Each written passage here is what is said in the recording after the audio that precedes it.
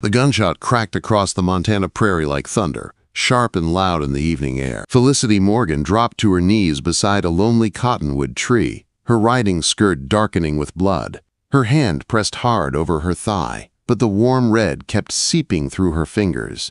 The sky was turning red and gold, birds flying away in a rush as if they knew something terrible had happened.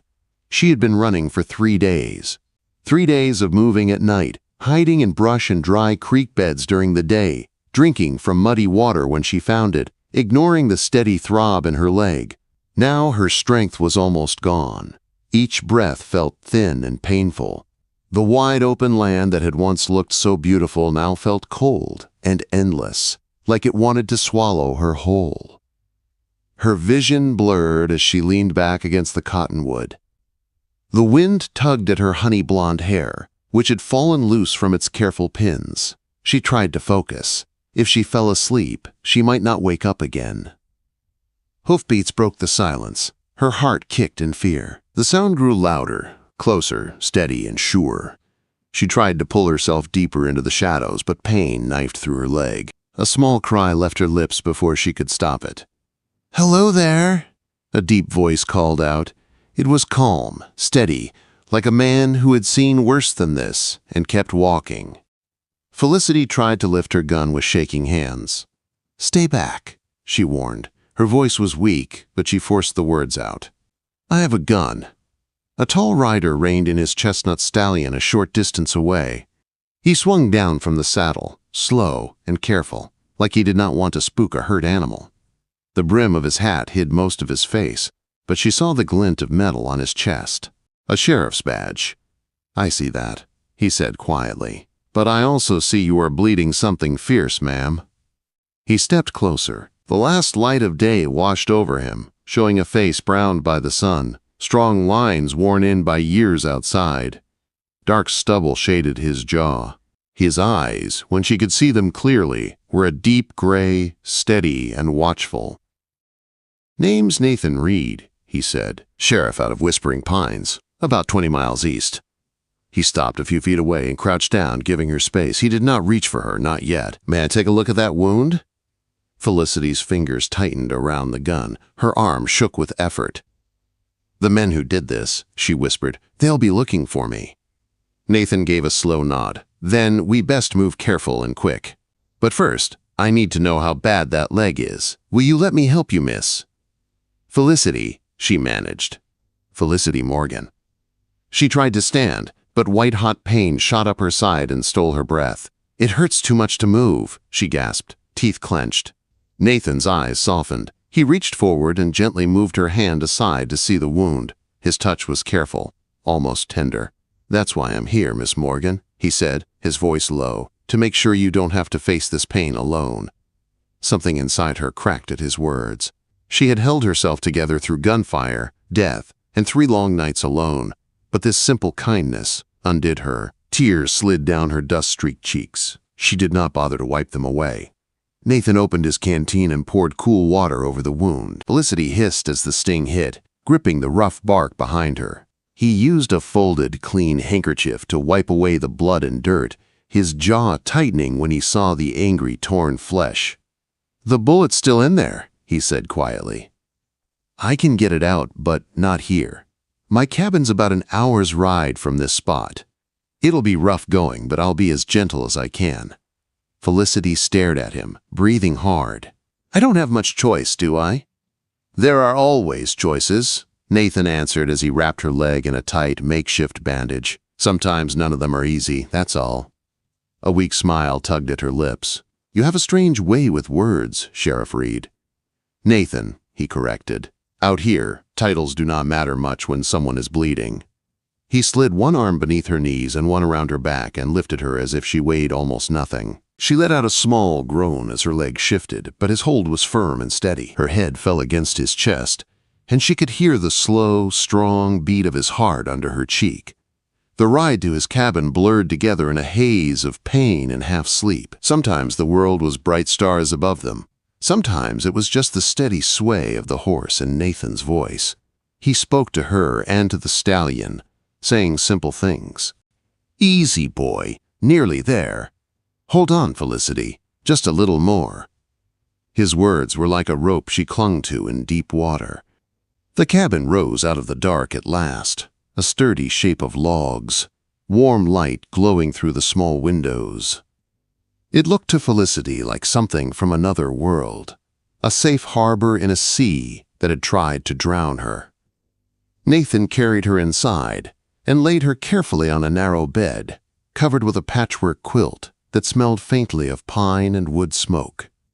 He lit more lamps, pushing back the shadows. "I need to get that bullet out now," he said. "I won't lie, it is going to hurt badly." Felicity swallowed hard. "Do what you must." Quote.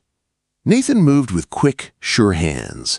He gathered a bottle of whiskey, clean cloths, a knife he heated in the lamp flame, and a pair of long tweezers. The sight of the metal made her stomach twist. He handed her the whiskey. "Drink! It will not take all the pain, but it might dull the edges." She took burning swallows until the room tilted and she pushed it away. Nathan folded a leather belt and placed it between her teeth. "Bite down on this," he said gently, "and if you need to scream, you go ahead. No one for miles but the trees." Then the real pain began. Fire tore through her leg as he cut and searched for the bullet. She bit the leather so hard her jaw throbbed, tears spilling from the corners of her eyes, running into her hair. Nathan did not stop, did not shake. His hands stayed steady as stone, his face lined with focus. "Almost there," he murmured once, his voice the only calm thing in the room. When the bullet finally came free with a sick sound, the edges of her world went dark. She floated for a moment in that darkness, somewhere between waking and sleep, and then his voice reached her again. "You are doing fine," he said softly. "The worst is over. Just need to clean and stitch." Dawn was only a pale gray line at the window when he finished. Felicity lay flat on her back, sweat cooling on her skin, too tired to even lift her hand. The pain was still there, but it was duller now, deep and heavy instead of sharp and wild. Nathan washed his bloody hands in a basin, his broad shoulders bowed with weariness. Felicity watched him through heavy eyes. "Why are you helping me?" she whispered. "You do not know who I am." "I could be running from the law." He looked at her, really looked at her, his gray eyes searching her face. "Are you?" "No," she said, "but the men chasing me are cruel and dangerous. By helping me, you have made yourself a target." Nathan dried his hands and pulled a chair to her bedside. In the growing morning light, she saw the silver at his temples, the fine lines at the corners of his eyes, and something old and tired behind them. "I have been a target before," he said quietly. "Tell me why those men want you dead, and then I will decide if it is worth the trouble." Felicity stared up at the cabin ceiling for a long moment, gathering strength. Her throat felt dry, but she forced the words out. "I was riding the Silver Creek stagecoach," she said. "There were 3 other passengers, an older couple and a young man. The couple carried a strongbox. They were taking it to their son in Helena. Money, I think. Important papers, too." Nathan sat still, hands folded, eyes never leaving her face. "We were not far from Silver Creek when they rode out of the trees," she continued. 4 men. They called the leader Blackwood. He ordered the driver to stop. They shot the driver and the guard before anyone could speak. Her voice shook. They did not even give them a chance. Her fingers clenched the quilt. "I was hiding under the seat. I could hear everything," the older man tried to argue. Blackwood laughed and shot him, then his wife, then the young man. Just like that. He wanted the strongbox, and once he had it, he did not care who lived. Nathan's jaw tightened, his eyes turning dark and stormy. "They started searching the bodies," Felicity whispered. "I panicked. I ran. One of the men saw me. He shot me as I reached the trees. I do not even know how I kept running. I just knew I could not fall where they could reach me." She went quiet, the memory pressing down like a weight. "You should not blame yourself for running," Nathan said firmly. "If you had stayed, you would be dead too." "How long have you been alone out there?" he asked. 3 days, she answered. "I moved at night, hid during the daylight. I thought I had lost them, but yesterday evening I saw their tracks again." I knew they were still hunting me. She lifted her eyes to his. I understand if you want me gone when I can walk. This is not your fight, Sheriff Reed. Nathan stood and walked to the small window. He stared out at the rising sun, pale light spilling across the hills. When he spoke, his voice was quiet and rough. My wife and daughter were killed in a stagecoach robbery 8 years ago, he said. I was not there. I was busy being sheriff in a town that did not need me that day. I got to them too late. He turned back to her, his face set, eyes burning with old pain. So you see, Miss Morgan, this is very much my fight. The days that followed moved in a slow, strange rhythm. Felicity healed in Nathan's small cabin, while the outside world carried on in its wild way. Her leg hurt, but the wound stayed clean under his careful hands. He changed the bandages each day, his touch gentle even when the pain made her breath hitch. He cooked simple meals, rabbit stew and cornbread, and made sure she ate. When she was strong enough to sit up for longer, he taught her to play checkers on a hand-carved board. He read to her from the few books he owned, his deep voice filling the cabin with stories from faraway places. In turn, she told him about Boston, about her parents, and the sickness that took them both, how teaching had always been her dream. You came west for that? He asked one evening as they sat by the fire. Yes, she said. I took a post as a school teacher in a small town, thinking my hardest troubles would be rowdy boys and poor chalk. Nathan gave a small smile. The West has its own ideas about trouble. One night, as they shared stew at the small table, he studied her for a long moment. Seems we're both running, he said. You from men with guns, me from ghosts and memories. At least memories cannot shoot you, she said softly. No, he agreed, but they can hurt just as deep. Her leg grew stronger. The sharp pain faded to a steady ache. Nathan began talking more about Blackwood, about other robberies in the region. A picture of the outlaw formed between them, and with it a growing sense that things could not stay like this. What will you do? Felicity asked. About Blackwood and his men? What I should have done long ago, Nathan said. Go after them. Bring them to justice. Folks deserve to travel those roads without fear. You mean to go alone? She asked, frowning. He opened his mouth to answer, but a voice came from the doorway. 3 men, last I counted. Better odds with help. They both whipped their heads toward the sound. A tall man stood in the open door, shoulders broad, a U.S. Marshal's star pinned to his coat. His face was lined, his eyes sharp. Frank, Nathan breathed, letting out a breath of relief. You nearly got yourself shot. Would not be the first time, the Marshal said dryly. His gaze shifted to Felicity. This must be the lady from your telegram. Felicity Morgan, Nathan said. This is U.S. Marshal Frank Holloway, old friend. One of the few lawmen I trust. Frank tipped his hat. Ma'am, good to see you still breathing. When Nathan's message reached me, I was not sure we'd make it in time. Felicity looked to Nathan in surprise. Telegram. I rode out the morning after I brought you here, Nathan said. Went to the station at Copper Creek, sent word to Frank. The Marshal took the coffee Nathan handed him and settled into a chair.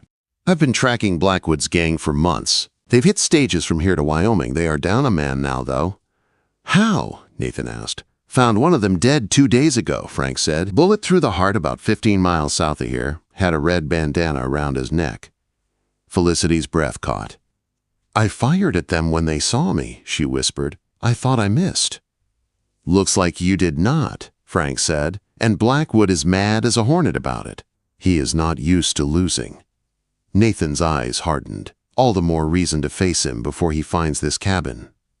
That's why I came, Frank agreed. I got 3 deputies waiting in Whispering Pines. We ride at first light.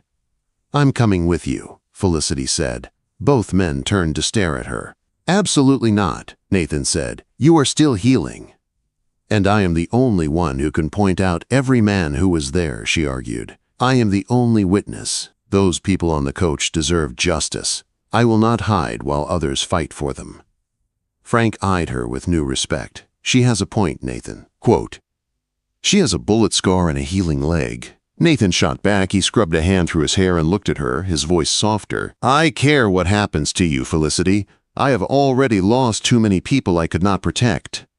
She rose slowly, wincing but steady. She stepped close enough that she had to tilt her head back to meet his eyes. Keeping me here will not change the past, Nathan, she said. And it will not keep me safe forever. Blackwood will not stop looking. The cabin went quiet, the fire crackling softly. I have grown rather fond of having you here, he admitted at last, his voice rough. Her heart skipped. And I have grown rather fond of being here, she said. But this is not finished. Let me help end it. Then we can decide what comes next. He searched her face, then gave a slow nod. All right, you ride with us. But you stay behind us when the time comes, and you follow my orders without question. Promise. I promise, she said. The next morning was cold and clear, frost shining on the grass. Felicity dressed in trousers, a flannel shirt, and a wool coat Nathan had found for her. He checked his rifle, his Colt, and a small derringer he pressed into her hands. Keep this in your pocket, he said. Only good at close range, but it might save your life. She turned it over in her palm, feeling the weight of it. I will not forget. By midday, they rode into Whispering Pines. Frank's 3 deputies waited in the small sheriff's office, Isaiah, tall and quiet, Mitch, young with quick eyes, and Cooper, a lean tracker with a hard stare. They spread a map on the table. Frank pointed to an old mining camp in the foothills. This is where Blackwood's holed up. 3 men, plenty of ammo, good cover. Felicity stepped closer. There is a pass here, she said, tracing a route with her finger. Our stage took this way. It goes behind these hills. Nathan looked at her, impressed. Frank grinned. We can hit them from 2 sides then. Good thinking, Miss Morgan. Quote. By the next morning, they were riding toward the camp, 6 riders moving through rough country, the air tight with tension. Near the foothills, they split up. Frank and Isaiah took the main trail. Cooper and Mitch circled to the rear. Nathan and Felicity waited at a small stream, listening to the water and the wind. Are you afraid? She asked. Yes, he answered honestly. Not of dying, of failing, of losing you. She took a breath. I am afraid too, she said, but I am ready. A bird call sounded in the distance, 3 short whistles. That's Frank's signal, Nathan said. They're in position. They climbed to a ridge that looked down over the old mining camp.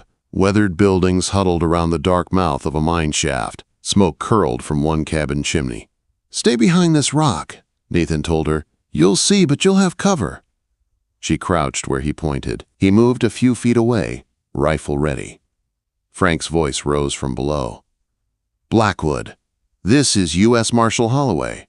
You're surrounded. Come out with your hands up. Laughter answered him. Then gunfire exploded. Shots cracked from the cabin, from the western ridge, from Frank's position. The air filled with the sound of rifles and the sharp smell of gunpowder. Nathan fired, and one outlaw stumbled, but kept running toward the horses. Felicity's heart pounded. She peeked around the rock. Smoke boiled in the air. Men shouted. A horse screamed. Then she saw him.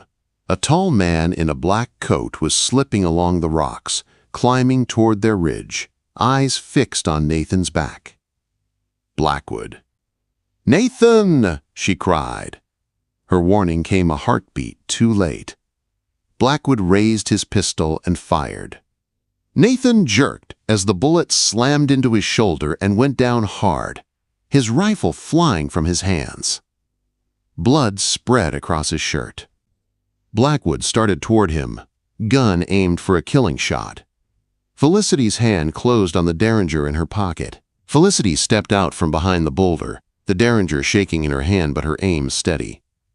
Blackwood turned toward her, his grin sharp and cruel. Well now, he said.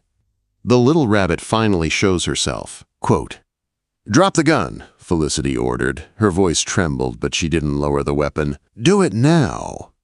Blackwood laughed. That tiny thing? You think you can stop me with... I will put a bullet between your eyes, she said.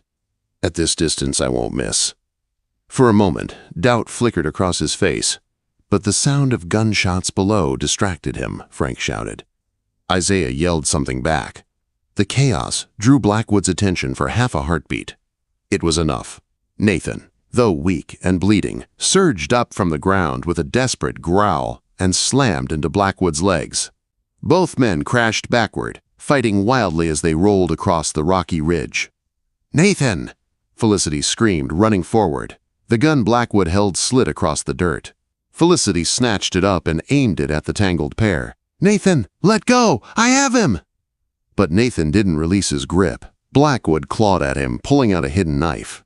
The blade slashed across Nathan's forearm, and he grunted in pain but held on, refusing to let the outlaw reach Felicity. They rolled again. Then suddenly, both men disappeared over the edge of the ridge. Felicity's heart split with terror.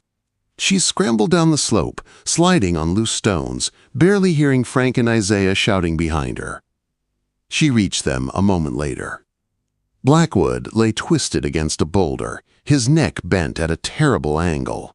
Nathan was beside him, half-conscious, blood soaking his shoulder and forehead. "Nathan," she whispered, dropping to her knees. Her hands shook as she lifted his head into her lap. "Please, Nathan, stay with me."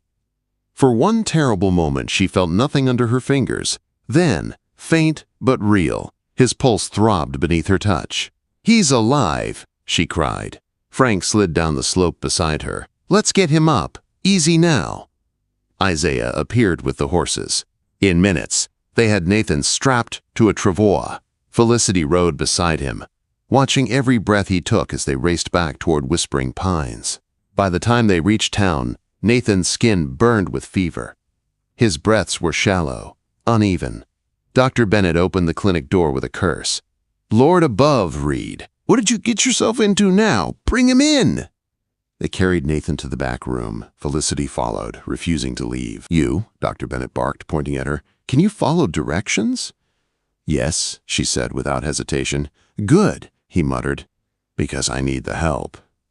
Hours blurred together. Felicity held tools, held lanterns, held Nathan's hand when the doctor cut deeper to remove the bullet fragments. She wiped sweat from his face, whispered encouragements, prayed until her throat ached. Night turned into morning. Nathan's fever stayed high. His breathing turned rough and ragged. "You need to talk to him," Dr. Bennett said quietly. "Folks fighting this hard, they sometimes come back for a voice they know." Felicity pulled a chair beside Nathan and took his limp hand in both of hers. "You said you would court me," she whispered. "You said we would talk about what comes next. So you cannot leave me, Nathan Reed. Do you hear me? You cannot." She told him stories from Boston. She told him how scared she had been beneath that cottonwood tree. She told him she loved him in a way that felt deeper than her own bones. At dawn, when the first weak light crept into the room, his fingers twitched in hers. "Nathan?" she breathed. His eyelids fluttered. Then, slowly, painfully, he opened his eyes. "Felicity," he rasped. A weak smile tugged at his lips. "You're still here." "Of course I am," she whispered, tears spilling freely now. "I'm not leaving you." "It hurts," he groaned. She pressed his hand to her cheek. "That's why I'm here, Nathan, to make sure you don't face the pain alone." His eyes softened. "You have a way with words, Miss Morgan." Days passed. His fever rose, then broke. Slowly, strength returned to his hands, his voice, his smile. Frank and his deputies visited before leaving with the last surviving outlaw. Before he left, Frank placed a hand on Felicity's shoulder. "Thank you," he said quietly. "You brought him back." When Nathan could finally sit up, Felicity helped him put on a clean shirt one morning. He watched her fingers work, his eyes warm. "I got a teaching post in town," she told him, "for spring term." Nathan's hand stilled on hers. "Here, not at the cabin?" "I thought," she hesitated, "maybe you would want peace while you heal. Space." He reached and cupped her cheek gently. "Felicity Morgan, if you think I want to heal anywhere except beside you, then that fever knocked more sense out of me than I thought." A surprised laugh escaped her. "You want me to come back with you to the cabin?" "I want you to come home with me," he corrected softly, "if you're willing." Her eyes went wide. People will talk. Well, Nathan said with a crooked smile, we'll give them something proper to talk about soon enough. The day he left the clinic, a wagon waited outside to carry him home. Felicity drove while Nathan lay in the back, wrapped in blankets. As the cabin came into view, smoke rising from the chimney, Felicity blinked. Someone's been here. Jim Atkins, Nathan said. Townfolk wanted the place ready for us. For us? Nathan shifted, reaching into his coat pocket. His fingers shook, but he pulled out a small gold ring. A diamond caught the sunlight. It was my mother's, he said. I carried it, never expecting to use it again. But then you came along, bleeding, stubborn, braver than anyone I've ever known. Her breath caught. Felicity, Nathan said, voice rough with emotion. I love you. Will you marry me? Tears filled her eyes. Yes, she whispered, then stronger. Yes, I will marry you, Nathan Reed. He slipped the ring onto her finger and kissed her, soft, steady, and full of promise. 2 weeks later, they married in the Whispering Pines Church. Spring warmed the land. Nathan healed. Felicity taught school. Their cabin grew into a home filled with laughter, books, and the smell of pine. One warm August evening, as they sat on the porch watching the sunset light the mountains gold, Nathan took her hand. Frank wrote today. He said, they found evidence from Blackwood. They notified the families. It's finally done. Felicity nodded. Good. He hesitated. The governor offered me a marshal's post in Helena, but I turned it down. She looked at him in surprise. Why? Nathan brushed a strand of hair behind her ear. Because this is where I belong, sheriff of this town. Husband to you, father, someday. Her heart thumped hard. You want children? He smiled. Only if you do. She lifted his hand and placed it gently over her stomach. Then I have news that might please you. Nathan froze. His eyes widened. Felicity, are you saying? I'm saying Dr. Bennett confirmed it yesterday. She said, tears bright with joy. We're having a baby. Nathan let out a shout loud enough to scare the horses. He grabbed her, spinning her gently until they were both laughing. A baby, he breathed. Our baby. Our family, she whispered. Nathan pulled her close, his forehead resting against hers. Thank you, he whispered, for trusting me that night. For fighting for us. For loving me. She held him tight. We saved each other, Nathan Reed, and we'll keep doing it, every day. Quote, as the last light faded and the mountains turned purple in the distance, they stood together on the porch of their home, knowing that the hardest road in their lives had led them to each other, and that sometimes the words, "it hurts too much," lead to the kind of love that lasts forever.